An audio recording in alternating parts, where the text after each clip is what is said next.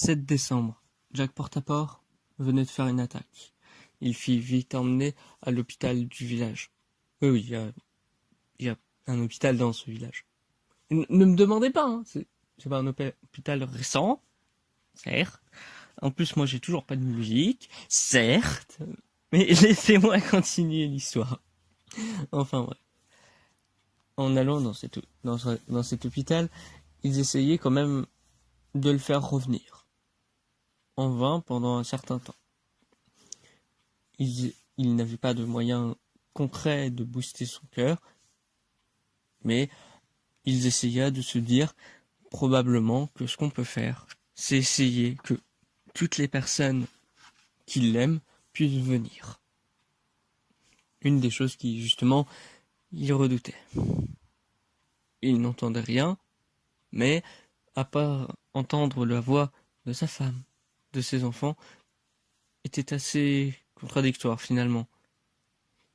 Il hésitait à savoir si c'était une bonne ou une mauvaise chose, finalement. Ça l'inquiétait de savoir que ils seront peut-être là, peut-être que l'un va couper ce qui le maintient en vie. Peut-être que justement ils sont là et ils vont lui faire plaisir. Ils n'en ont aucune idée. Et ça, c'est triste. Il était même dans un état pitoyable. Et c'est là qu'arriva son fan pour dire « Je peux venir, je peux venir, je peux venir !» Non, vous n'êtes pas un proche. Et il fit toujours comprendre plus que si. Et cela stressa beaucoup le mort. Enfin, celui qui est entre la vie et la mort. Pardon. Mais non. Ça, vu l'état déplorable que ça empirait, finalement il décidait de faire moins.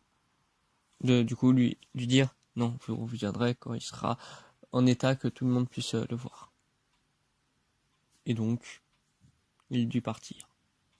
Il pleurait partout, mais il essayait quand même de venir par tous les moyens. Mais les infirmiers essayaient de le faire partir également par tous les moyens. Il était même qualifié de chiant, et avec ce qu'il avait pu faire, il avait trouvé un moyen de le coffrer, de le mettre en prison. Et ils essayaient de lui demander tout plein de questions, mais à proprement parler, il disait « Je ne veux pas répondre sur la présence de Jack Portaport ». Bon, cela menait en mal les policiers. Ils ne voulaient même pas d'avocat, à moins qu'ils considéraient Jack Portaport comme tel, mais ils voulaient cet homme. Mais cet homme allait peut-être mourir. Donc le faire causer sera peut-être beaucoup plus compliqué que prévu. Des coups arriva, plus ou moins fort par moment, et avec l'inspecteur qui s'occupait de lui parler, ou plutôt de le faire parler. Il en a pris des coups, mais toujours rien ne sortit de sa bouche. On dirait le Jack Portaport du 2 décembre. Il ne disait rien.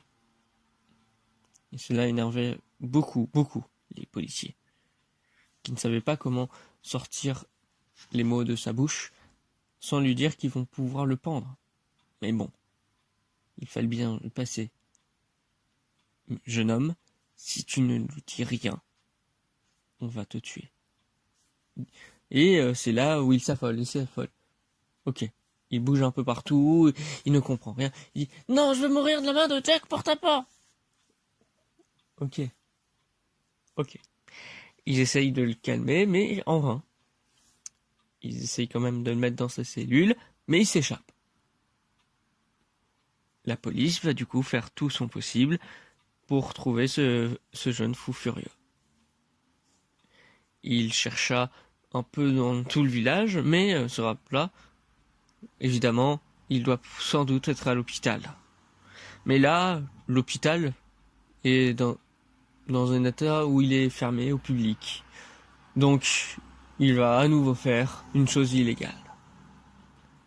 Il y avait pénétré pour y voir Jack Portaport. Mais la police ne savait pas spécifiquement où était la chambre de Jack Portaport. Et pile, au moment où justement notre jeune malfrat est arrivé dans la chambre, le battement de cœur de Jack Portaport se voyait sur l'infogramme que c'était pas une si bonne nouvelle finalement. Cela fit un battement de cœur si soudain.